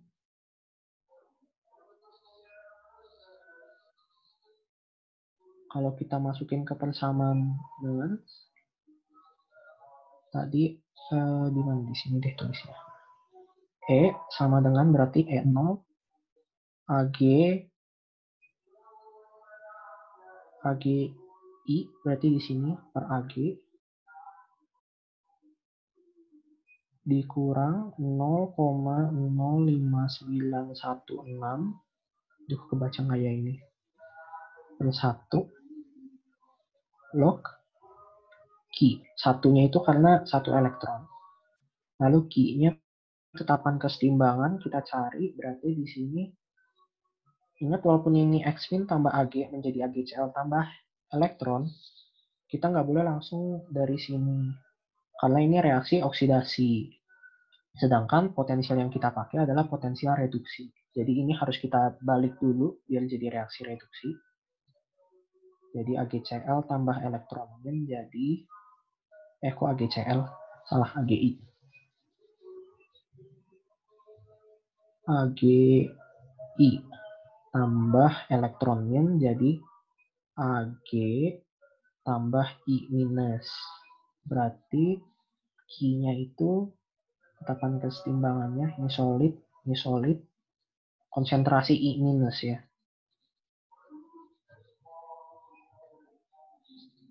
Nah, E-nya itu ketika kedua ion mulai mengendap berarti dia harus sama dengan EAgBr. EAgBr 0,073. Berarti ini kita hapus. Ini sama dengan 0,073. EAgI sama Ag-nya itu tadi minus berapa ya? Minus 0,151. Ini berarti kita ganti dengan minus 0,151. Nah, ini kan udah dapat nih. Tinggal nanti kita bisa tahu I minusnya sama dengan berapa.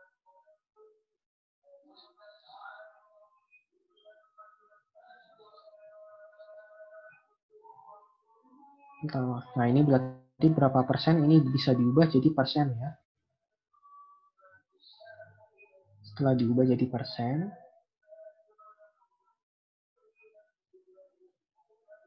apakah ion Br ini? Oh, dapat dipisahkan secara sempurna. Nah, kalau dipisahkan secara sempurna itu berarti dia mengendap secara 99,99%. Itu dianggap sempurna. Jadi nanti ketika dihitung hasilnya itu 99,99% minimal, berarti itu bisa dipisahkan secara sempurna. Tapi kalau ternyata hasilnya kurang, ya berarti nggak bisa dipisahkan secara sempurna. Gitu. Nah, coba kita lanjut ke yang 4 ini. Nomor 4. Kandungan gas hidrogen terlarut secara elektrolisis gas hidrogen dioksidasi menjadi ion hidrogen. Dari H2 jadi H+ berarti. Gambarkan kurva arus terhadap waktu selama proses analisis coulometri. Oke.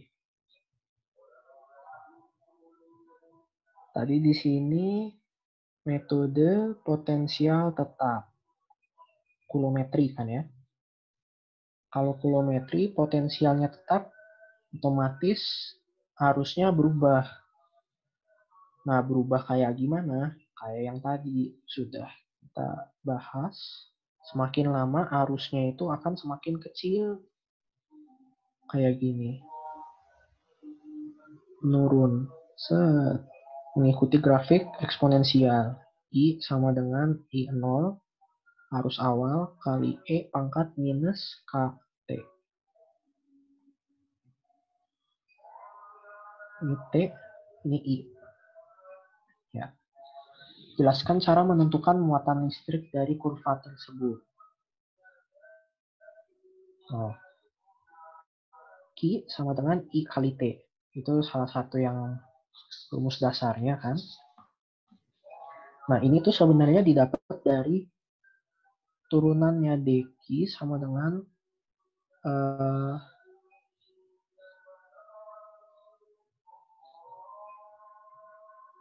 dq sama dengan fungsinya I kali T dikali dt. Jadi nanti diintegralin, kita dapat rumus kayak gini. Itu asalnya dari sini, turunan dq sama dengan I T, fungsi I dalam T yang ini, dikali dt. Nah, kalau misalkan kita pengen nyari ini, berarti Q-nya, itu kan sama dengan integral IT kali dt. IT itu grafiknya ini, berarti kalau integral adalah menyatakan luas secara nggak langsung. Jadi kalau kita pengen cari muatannya, Q-nya, IT dt itu harus kita cari luas ini. Jadi cara menentukan muatan listrik, ya kita cari luas dari kurva itu. Yang C, jika elektrolisis satu larutan sampel memerlukan muatan sebesar 63, berapa ppm gas hidrogen? Oh, ini contoh yang kayak analisis kuantitatifnya ya. Kita clear dulu. Oke. Reaksinya gimana nih? Gas hidrogen menjadi ion hidrogen. Berarti H2 menjadi H+. Ini 2, berarti butuh 2 elektron biar setara.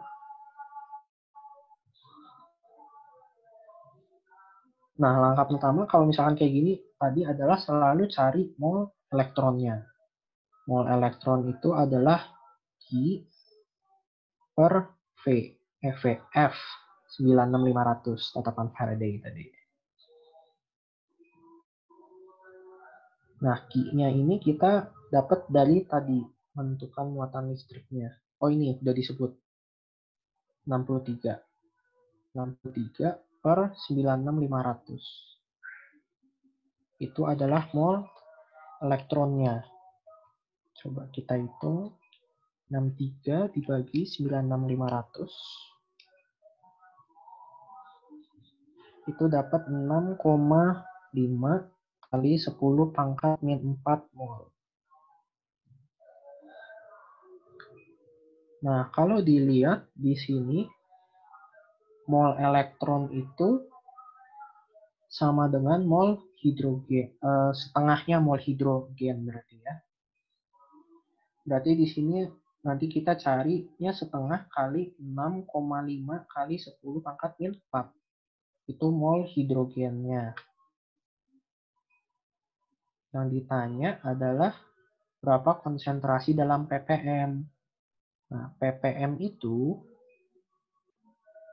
adalah miligram per liter. Bisa sama kayak gitu. Jadi ini molnya kita udah tahu, nanti kita ubah ke massa, tinggal dikali mr kan, kali 2 dalam miligram, terus dibagi volumenya, larutannya itu 1 liter. Nanti dapat.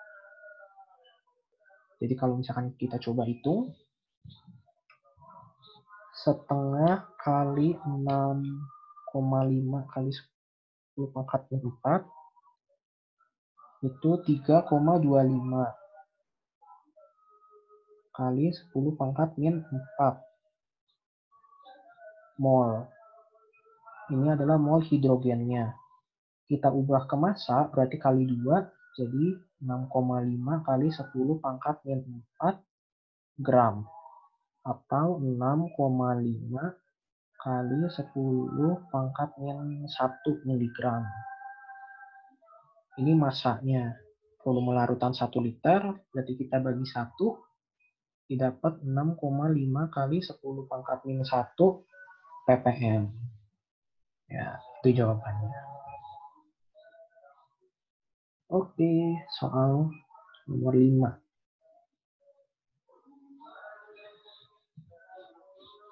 Sebuah larutan diketahui mengandung campuran senyawa Fe tar. Tar itu apa ya? Oke, anggap aja suatu senyawa. Dan ion Fe oksalat 2-. Konsentrasi Fe oksalat 2- pada larutan ditentukan dengan voltametri. Untuk itu 20 ml larutan sampel dimasukkan ke dalam sel. Jika potensial elektroda kerja dirubah perlahan-lahan, gambarkan voltamogram yang diperoleh. Ya. Nah, sekarang kita coba lihat.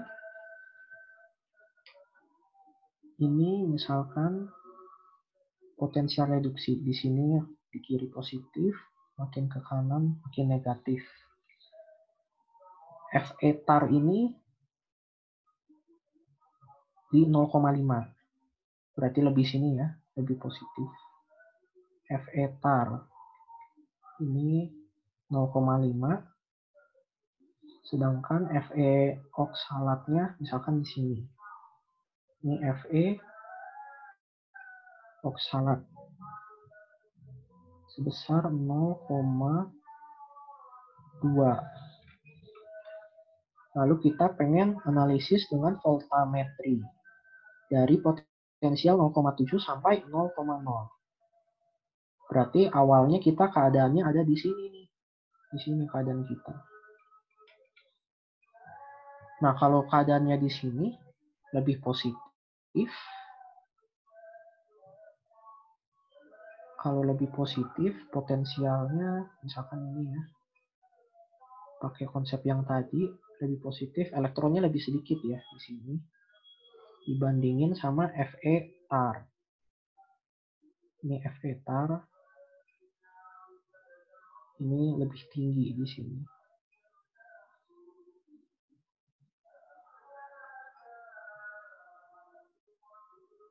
Nah, berarti apakah reduksi akan terjadi? Kalau reduksi, Fe tar itu kan harus menerima elektron dari sini. Nah, ini mau ngasih elektron, ya nggak bisa.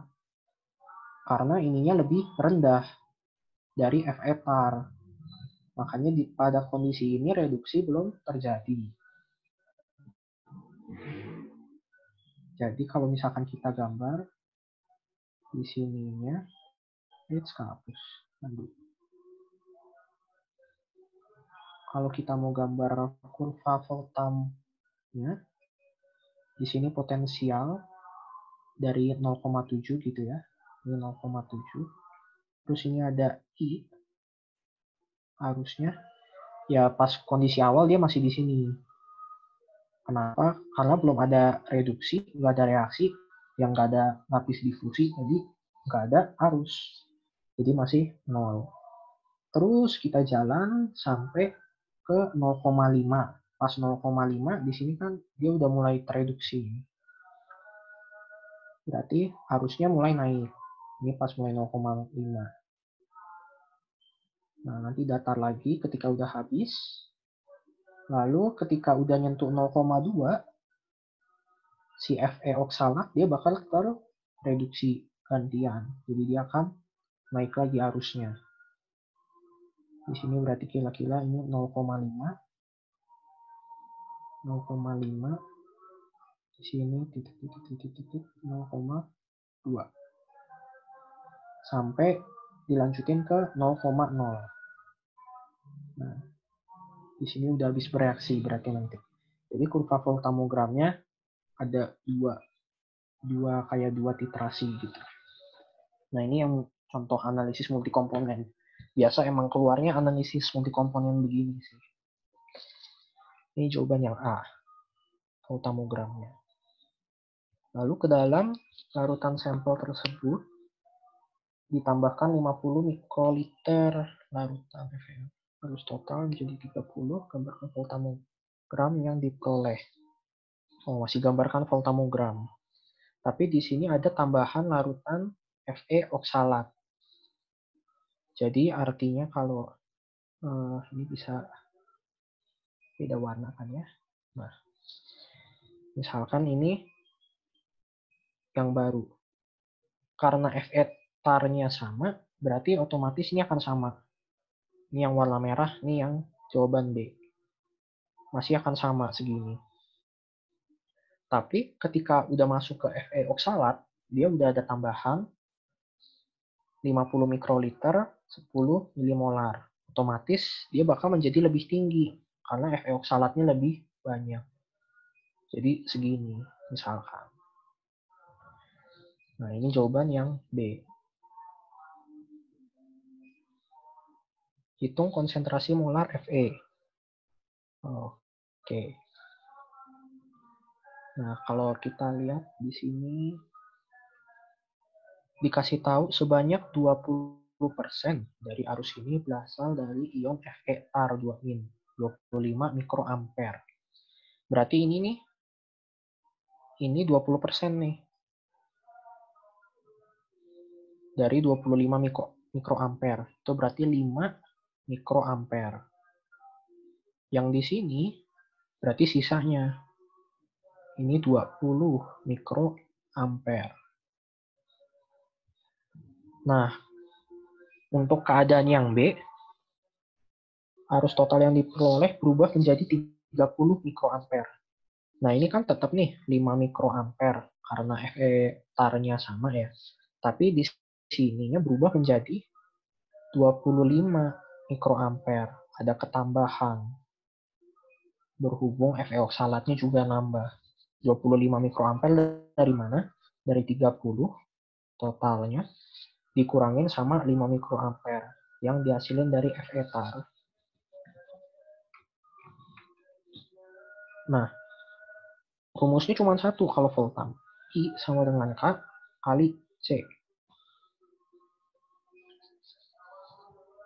Untuk keadaan awal, I-nya itu tadi 20 sama dengan K.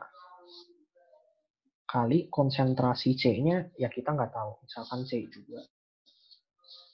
Untuk keadaan setelah ditambahkan, itu menjadi 25 arusnya.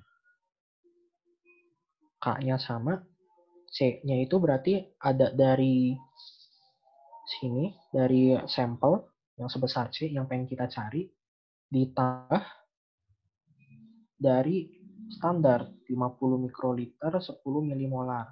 Jangan lupa sama kayak tadi, kita mesti hitung molaritas yang baru. Coba kita hitung dulu berarti ya. Molaritas yang barunya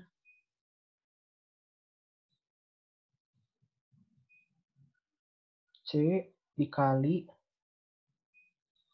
volumenya berapa ini? 20 ya. 20 ml. Volume barunya 20,5. 20,05. 20 ml, volume totalnya menjadi 20,05 ml. Dari 20 ml sama 50 mikroliter.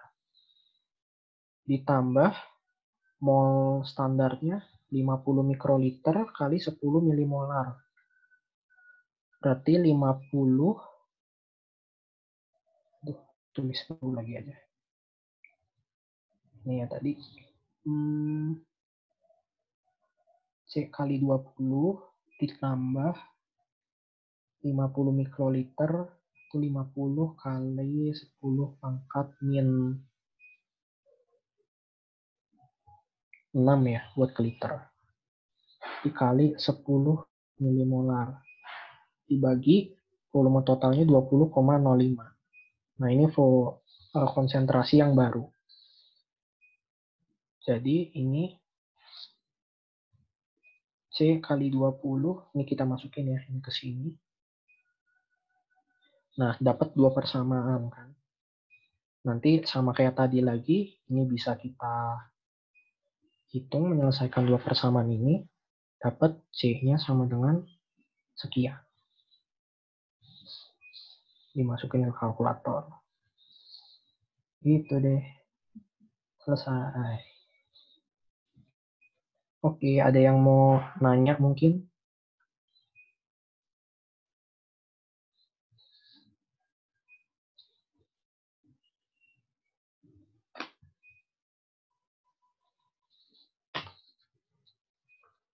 Ada pertanyaan mulai dari materi atau soalnya? Karena udah mau ini juga udah 5:30.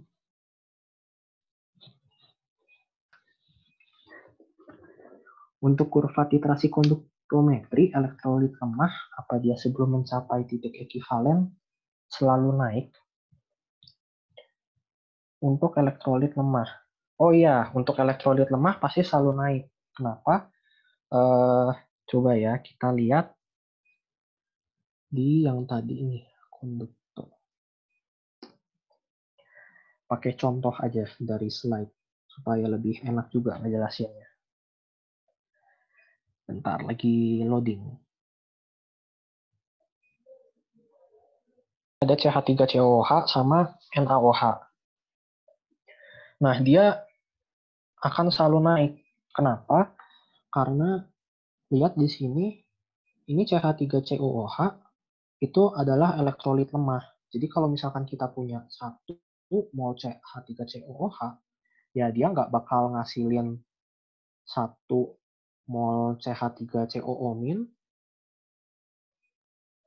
nggak ngasilin 1 mol H+ juga.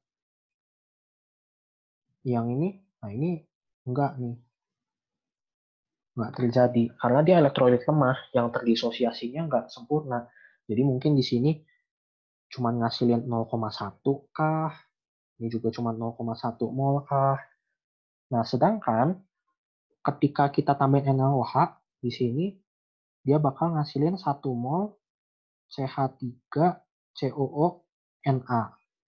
Nah, ini kan udah jadi elektrolit kuat ya. Berarti dia akan ngasilin 1 mol CH3COO-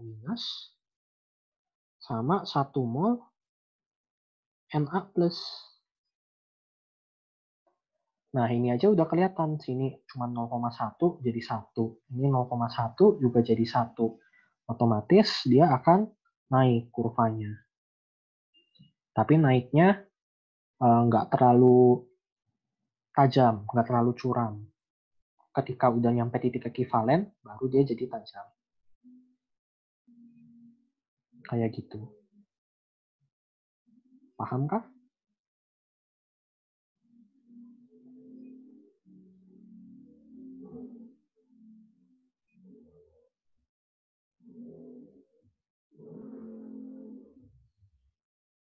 Untuk semua senyawa gitu, Kak. Iya, semua senyawa. Untuk elektrolit lemah, semuanya.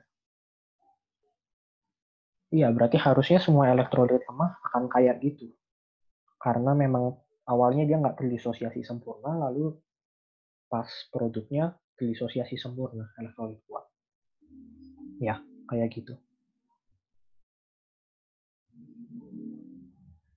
Oke. Ada pertanyaan lagi? Oke, kalau nggak ada, berarti cukup kali ya sampai sini.